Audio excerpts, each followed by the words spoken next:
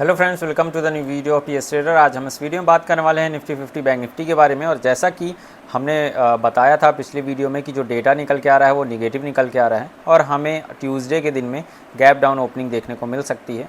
और कुछ कमेंट आ रहे थे कि ट्यूसडे के दिन में गैप अप ओपनिंग होगी, सारी चीज़ें क्लियर हो जाएंगी। तो आज आप देख सकते हैं कि आज के दिन में 300 प्लस पॉइंट की गैप डाउन ओपनिंग हुई बैंक निफ्टी में। निफ्टी 50 में भी हमें गैप डाउन ओपनिंग देखने को मिली। तो यही सब रीज़न होते हैं कि अगर आप न्यूज़ बेसिस चलते हैं एंड थोड़ी सी टेक्निकल एनालिसिस करते हैं तो आपको क्लियरली पता होता है कि क्यों गैप डाउन ओपनिंग हो सकती है, क्यों गैप अप ओपनिंग हो सकती है और कहाँ पे तेज़ी या मंदी आ सकती है। फ़िलहाल आप देख सकते हैं ऑलरेडी एक हाई बना, सेकेंड हाई के आसपास मार्केट आई। उसके बाद जो क्लोजिंग हुई थी पिछले जब मार्केट ओपन थी यानी कि फ्राइडे को, तो आप देख सकते हैं कि उसी रेंज बाउंड मार्केट रह गई थी, उसी रेंज में मार्केट की क्लोजिंग हुई थी। दैट्स वाई मैंने बताया भी था। और जो वॉर हुआ था रसिया मॉस्को में, तो उसमें भी आप को मैंने बताया था जो ISIS का हमला किया गया था मॉस्को पे। तो इन्हीं सब चीज़ों के चलते उस दिन मैंने बोला था कि कहीं ना कहीं हमें गैप डाउन ओपनिंग देखने को मिल सकती है। बट मंडे को अगर कोई पॉजिटिव न्यूज़ आती है या ऐसा कुछ पॉजिटिव होता है मैं बता दूंगा। बट मंडे तक कोई भी ऐसी पॉजिटिव न्यूज़ आई नहीं। दैट्स वाई मैंने कोई अपडेट नहीं दिया। और आज आप देख सकते हैं कि गैप डाउन ओपनिंग हुई और इन्हीं सब चीज़ों से एक व्यू पता चलता है। आज भी मार्केट में आप देख सकते हैं 15 मिनट के टाइम फ्रेम में आज हमने बैंक निफ्टी का चार्ट भी शेयर किया अपने टेलीग्राम चैनल पे। अगर अभी तक आपने हमारा free of cost official Telegram channel join नहीं किया है तो ज्वाइन कर सकते हैं। वहाँ पे आपको बेनिफिट मिल जाते हैं, ग्लोबल मार्केट में क्या सेंटीमेंट बने हुए हैं, ये सारी चीज़ें आपको पता चलती रहती हैं। साथ ही जो यानी कि गैप डाउन ओपनिंग हो रही थी तो आप यहाँ पे देख सकते हैं, मैंने बताया तो जैसा कि वीडियो में भी डिस्कस किया गया था, big gap down in Indian market. आप देख सकते हैं 150 के आसपास की निफ्टी 50 में एंड 300 प्लस पॉइंट की बैंक निफ्टी में एंड फाइनेंस यानी कि फिन निफ्टी में भी आपको 150 प्लस पॉइंट की गिरावट देखने को मिली थी। तो यही सारी चीज़ें हैं, अपडेट करते रहते हैं। एंड सबसे बड़ी बात, ड्यूरिंग द मार्केट आपको बैंक निफ्टी के चार्ट एनालिसिस मिलते रहते हैं। यहाँ पे आप देख सकते हैं totally sideways wait for breakout नहीं हुआ, जो जोन था उसी जोन पे मार्केट रह गया। और आप देख सकते हैं bank Nifty 15 minute chart range bound market today. तो यहाँ पे क्या होता है, ऑप्शन बायर को अपना कैपिटल सेव करना चाहिए। और टोटली क्या होता है, अगर आपने अपना कैपिटल यहाँ पे बचा लिया तो अगले दिन जब मार्केट में बड़ा ब्रेकआउट या ब्रेकडाउन होगा तो एक अच्छी रैली कवर करने के लिए आपके पास कैपिटल भी होनी चाहिए। कल के मार्केट के लिए बात कर लेते हैं, क्या ऐसी न्यूज़ निकल के आ रही है और साथ ही सारे स्टॉक्स क्या कहते हैं, कल मार्केट ऊपर जा पाएगी या और डाउनसाइड आ सकती है या इसी तरह साइडवेज या रेंज बाउंड रह जाएगी।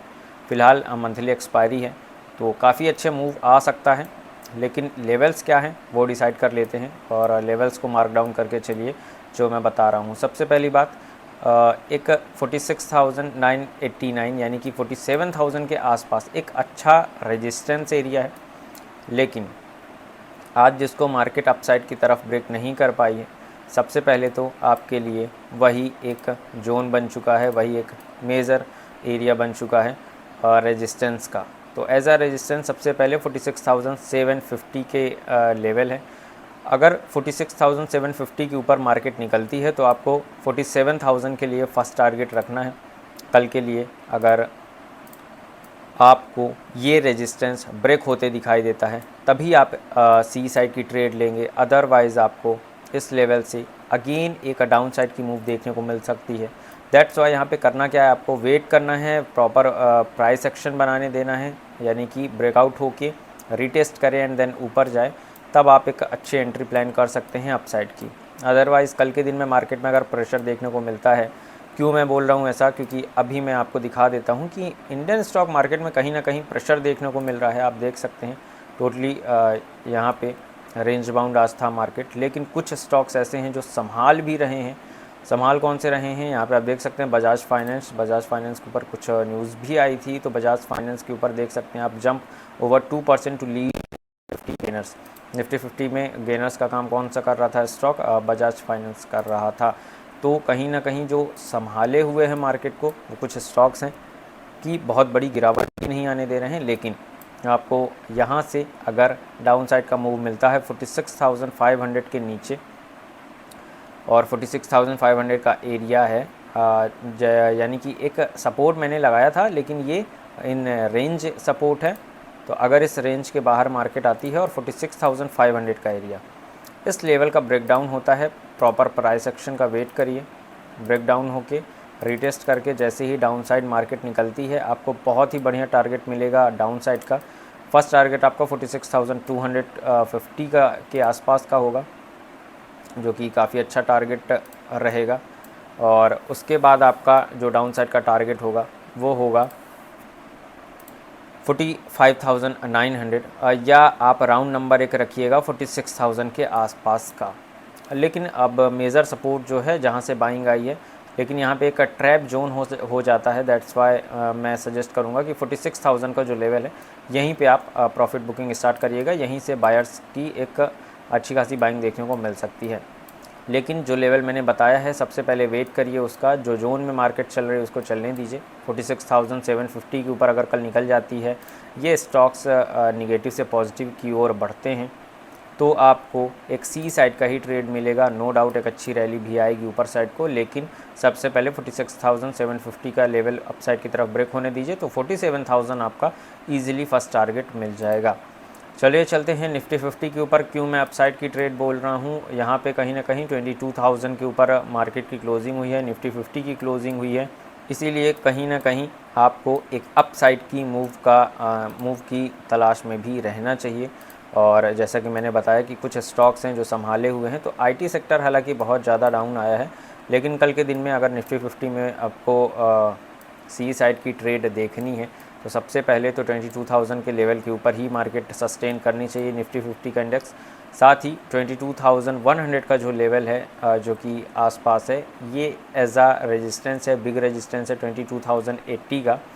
अगर इसके ऊपर मार्केट निकलती है और एक रिटेस्ट लेके अगेन अपना हाई ब्रेक करती है, तो आपको अपसाइड के बढ़िया टारगेट मिलेंगे। और जो फर्स्ट टारगेट होगा अपसाइड का 22,150 के आसपास का होगा।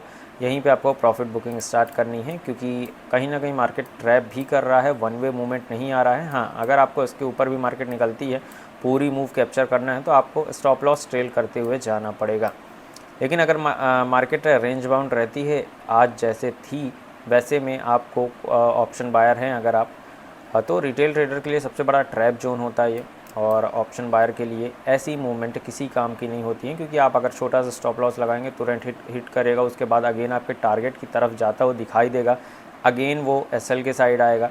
दैट्स वाई ऐसी मूवमेंट में किसी का ऑप्शन बायर का भला नहीं होता है, प्रॉफिट नहीं होता है, हमेशा वो रेड में क्लोज़ करते हैं। हालांकि बैंक निफ्टी में आज हमारे यानी कि अगर देखा जाए तो फर्स्ट जो मूव आई थी अपसाइड की आई थी, और उसी मूव में हमने एक सी साइड की ट्रेड ली थी, जो कि एक अच्छे टारगेट दी, 50+ पॉइंट मूव कैप्चर किया हमने। लेकिन उसके बाद क्या हुआ, मार्केट में एक डाउन साइड की मूव मिली, अगेन एक सपोर्ट क्रिएट हुआ, इसी सपोर्ट के आसपास हम वेट भी कर रहे थे, अगेन एक अपसाइड की मूव मिली, रेजिस्टेंस क्रिएट हो चुका था, अगेन एक डाउन साइड की मूव। तो कुछ चीज़ें होती हैं कि अगर डायरेक्शनल मूव आपको पकड़नी है तो आपको वेट करना पड़ेगा। अगर आप स्कैल्पर हैं या स्कैल्पिंग करते हैं, कुछ पॉइंट्स आपको चाहिए, तो आप ऐसी मूवमेंट भी कैप्चर कर सकते हैं।